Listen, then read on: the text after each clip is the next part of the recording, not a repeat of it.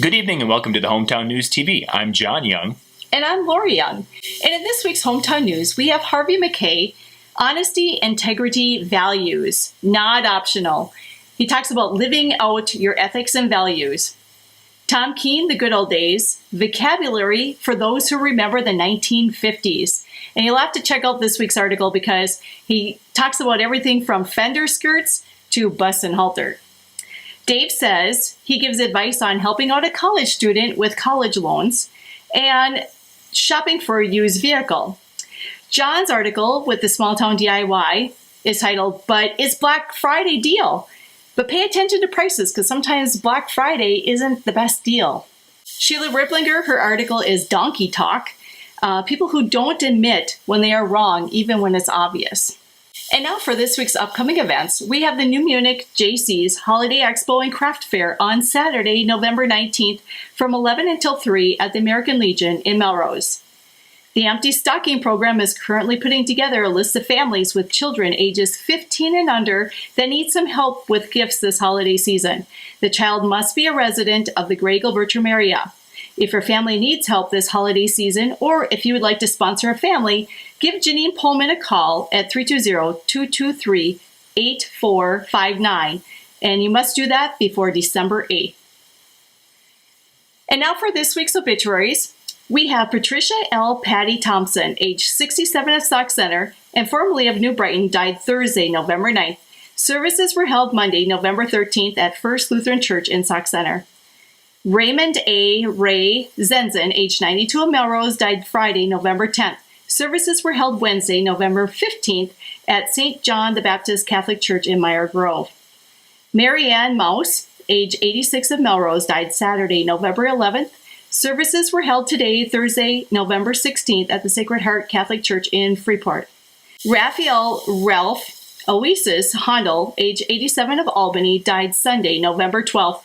Services will be 11 a.m. Friday, November 17th at $7 Catholic Church in Albany. Sharon M. Nathy, age 70 of Avon, died Tuesday, November 14th.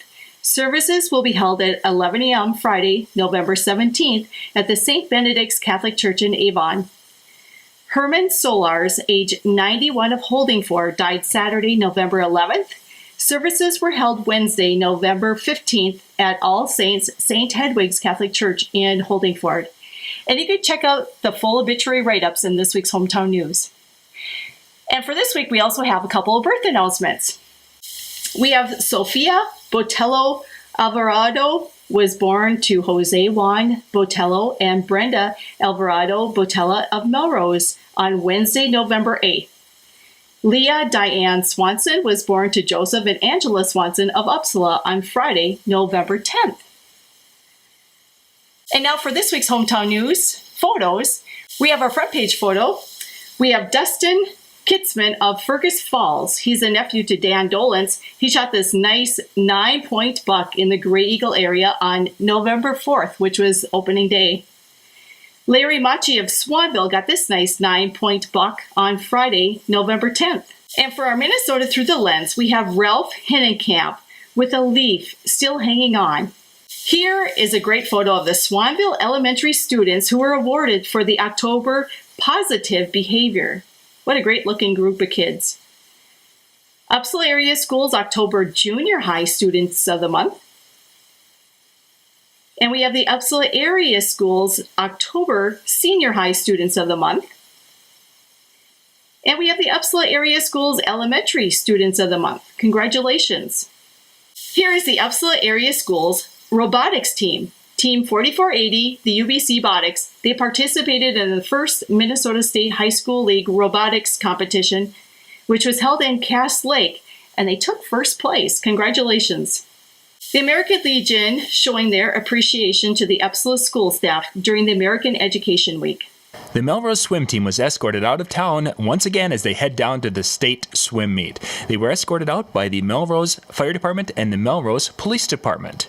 They're going to be swimming down at state starting tomorrow. Good luck, swim team.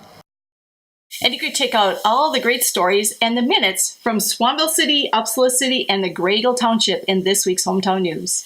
So we're coming up to the Thanksgiving week here, and it looks like the weather is going to be pretty conducive for people to get to the location. It might be getting home that could be a little bit problematic because they're talking about the potential for some rain/snow coming in over next weekend as we look into that long-range forecast.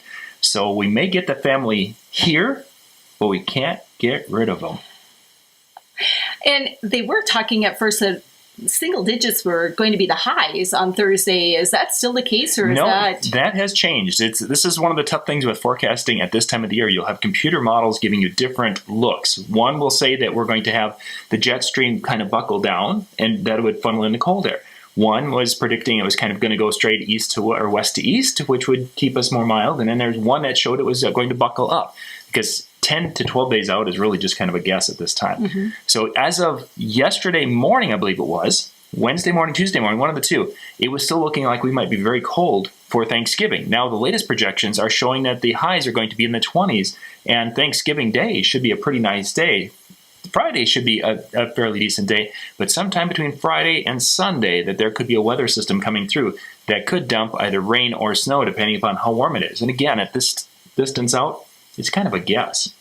You know, and the Black Friday shopping has usually been kind of crappy weather during that time frame. And I know that there's been snow, there's been rain. I think last year, because we had family members that after our Thanksgiving meal that took off and headed down to St. Cloud, and it was raining. And there's no way that I had much desire to head out when it's raining out. There's no bargains out there. They're worth taking that trip. And it's just so interesting how that whole concept of the Black Friday shopping has changed, because now there's so many things that are online, and you can go and you can log in the middle of the night and do this online purchasing, which is something 10 years ago. If you remember when we were, getting to the end of our college career, and when it was really starting to be the thing to stand in line for hours, and now people are waiting up until 12:01 to log in and start doing some shopping. So actually hearing some people talk about that today, and they're not even planning to go out. They basically have things lined up so that at 12:01 or whatever becomes available on the website, they're going to try to make those orders and get those products at those discounted prices. You almost wonder sometimes if some of the stores, when you go to do that, because all of a sudden they'll have sold out, if they're really sold out or if they block it out so you can't take advantage of the Black Friday specials. Oh, yeah, and you hear the stories of people who are in line at a big box store in Sauk Center specifically, and they were saying that we were the third in line, and we got in, and the unit, the TV they were looking for, I think just a number of years back, was gone already. And they're like, there's just absolutely no way that the two people ahead of me went and bought all those televisions. They were just... It was one of those things where they had advertised this great deal and they might have had one in stock. Mm-hmm. And I don't think that happens as much, and I refer to that in the article a little bit, but it always makes you wonder.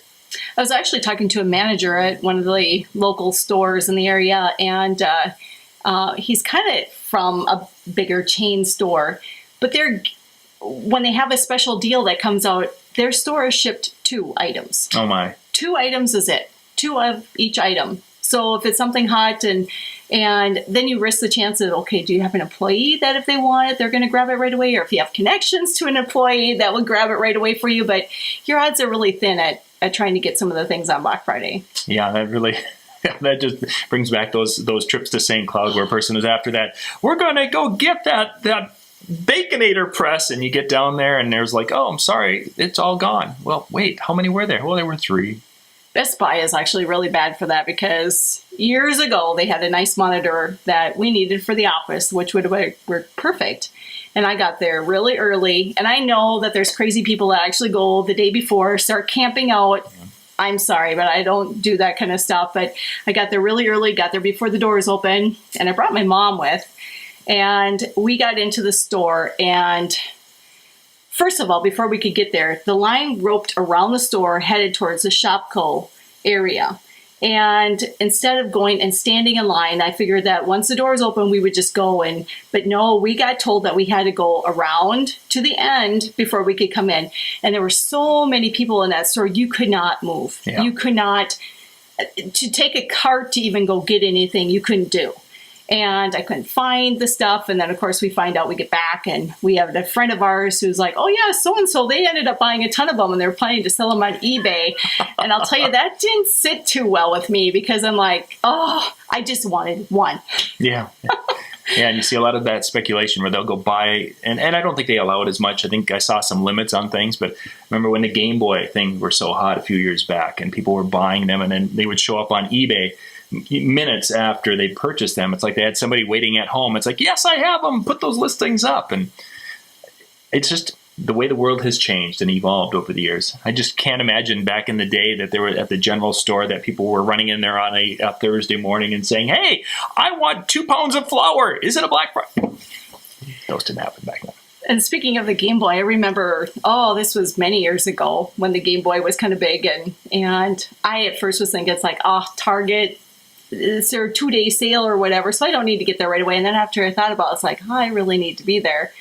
And I get there. And of course, I was expecting at the time, so I was in no big hurry. And I think that morning was actually raining when I left. And I thought, this is really crazy. But I went. I was being kind of stupid and planning and it worked out well. But I walked into Target, and I had old people that normally probably would walk with canes fly by me. And I just sat back and I looked at the camera or the TV that they have when you come in, and I was just watching the people just buzzing. And I'm thinking, it's like, if I could be a security person sitting in the room monitoring what's all going down, I think it would be hilarious.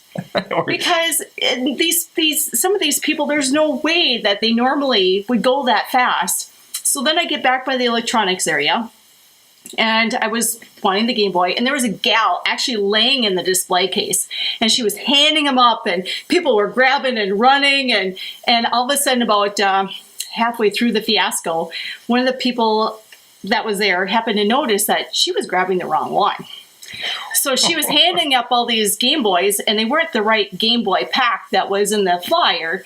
And someone pointed out, it's like, it's this one. And I think it was after she had gotten out of there that we could actually see what was in there. So then they started grabbing. So I obviously got the right one. And but it was hilarious, because that display was cleaned out within no time. But the first few people, I'm sure, when they went to the checkout counter, they were probably pretty surprised. This is what they gave me. Well, yeah, but that wasn't that wasn't a set.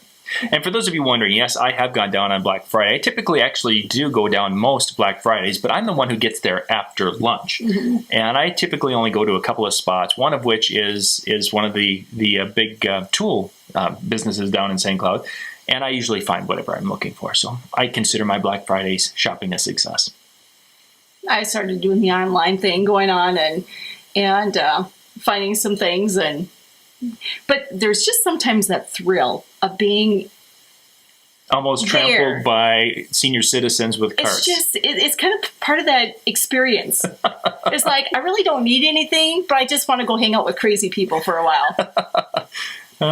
See who gets punched. You hear some of the stories. I've never witnessed anyone get punched, though. I've heard about it. You're just waiting to become a YouTube video out there. So when can I be on that video? I don't know if that's an exciting thing or a good thing. I don't know. Well, thank you guys for watching tonight. We do these, of course, every Thursday night. We'd ask you, if you get a chance, to please like the video and share it, if you would, please, on your Facebook page, because we'd like to expand our reach of our little video show each week, because there's a lot of information. This week was kind of a slower week, but we have a lot of the local information and such in each show. And again, we'd like to kind of expand that reach so more people can kind of keep up with what's going on around the Grey Eagle, Swanville, Upsala, Melrose, Long Prairie, Albany area each week. John, next week is Thanksgiving, though, so I'm assuming we'll be doing the show on Wednesday. I would think we're going to do a Wednesday next week. Because I'll be cooking turkey, and I'm going to have a whole house full of people, so unless we're going to have a lot of chaos going on in the background while we do our video next week, we can have some... We could do the Thanksgiving version right from the kitchen. That would be awesome. As we eat turkey and the grease. No. Maybe not the grease. Okay, the gravy. The gravy is running turkey. Down. There's not a lot of gravy. But yeah, we'd have gravy down there and potatoes on our chin. That would be awesome. Especially when I do it on the grill. There's not really much grease. Not a bit. It's nice and juicy, though. And please be sure to check out the Hometown News and the advertisers in the paper. Without their support, things like the show and the paper wouldn't be possible. So please show them your appreciation. Go and do business with them. When you see them, just thank them for being supporters of the Hometown News. And I'd like to thank you for watching the HometownNewsTV.com. And I'm Lori Young. And I'm John Young. Good night.